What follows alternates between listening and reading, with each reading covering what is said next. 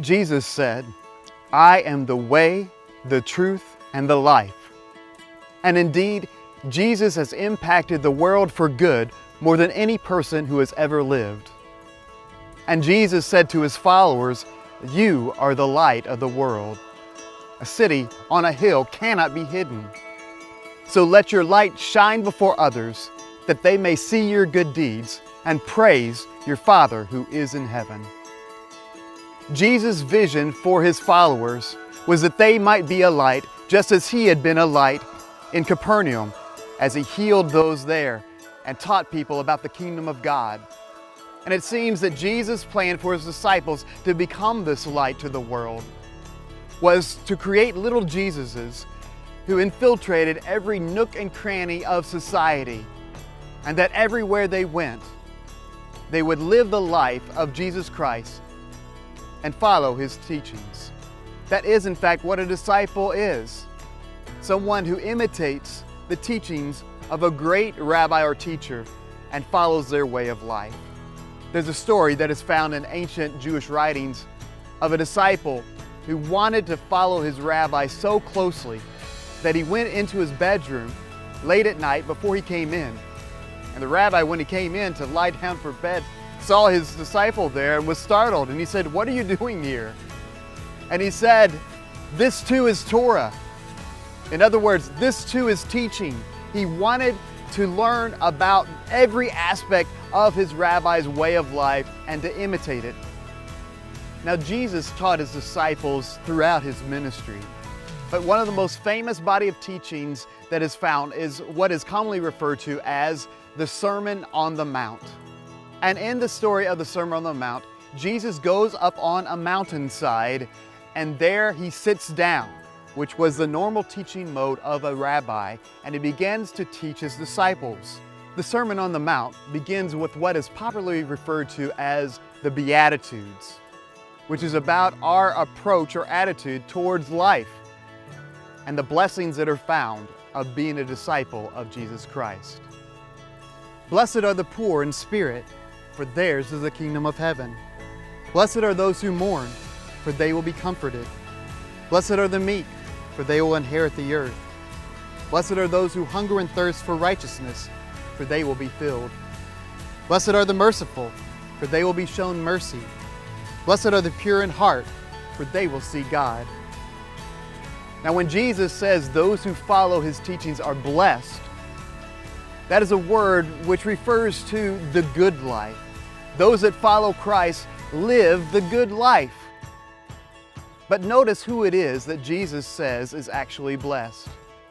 He says that those who are poor in spirit, the merciful, the meek, these are the ones who are blessed in this life. Now, Jesus also makes clear to his disciples that his disciples will, in fact, face trouble and persecution.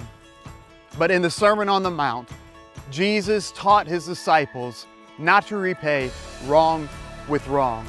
Instead, he taught his disciples to love those who persecuted them, to pray for them, to forgive them, to not take vengeance upon them.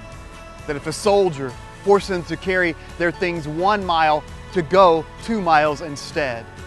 Jesus taught his disciples a different way of life and a different way to respond to the troubles and the cares and the persecutions of this world. And because of their way of life, because of their love and forgiveness and imitation of Jesus and his teachings, the world was changed and transformed, never to be made the same again. One historian, Rodney Stark, writes of the rise of early Christianity, and he details how the early church grew from a group of a few hundred to millions of people. In fact, the growth rate of the early church from the time of Jesus to the time of the Roman Emperor Constantine, who declared Christianity to be legal in AD 313, was 40% per decade. During this time, the early church grew tremendously by imitating the way of life of Jesus. Jesus valued and respected children and life, and so did the early church. In the first century, if a child was born and you did not want it, then you could abandon it up on the city walls up into age 2, and no one would call the police, no one would report you, because life had little value before Jesus Christ. But it was Christians who went and rescued those babies, most of whom sadly were baby girls, and they raised them as godly women. And when there was a shortage of eligible young women to marry in the Roman Empire, guess where the young men went?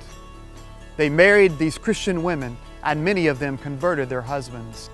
The early church grew because, like Christ, they also took care of the sick and fed the hungry. One early church historian writes of an epidemic that hit the known world of that time, and he said that Christians were the only ones who took care of the sick, and many of them, in caring and nursing for others, lost their lives, gave up their lives in their stead. The early church also grew because it respected women and honored the institution of marriage, which gave women many legal rights and legal protections. The early church grew because it reached out to people of all backgrounds and all ethnicities, following Christ's great commission to go out and make disciples, make followers of all nations. And finally, the early church grew because Christians, imitating Jesus Christ, sacrificed their lives for others. Where did the early Christians get the idea that they ought to feed the hungry and heal the sick and take care of those in need and sacrifice their lives for others? It was, of course, from the life and example of Jesus Christ. So what about you? What do you think of this way of life that Jesus taught his followers? And how is it that you can be a light or blessing to those in your life?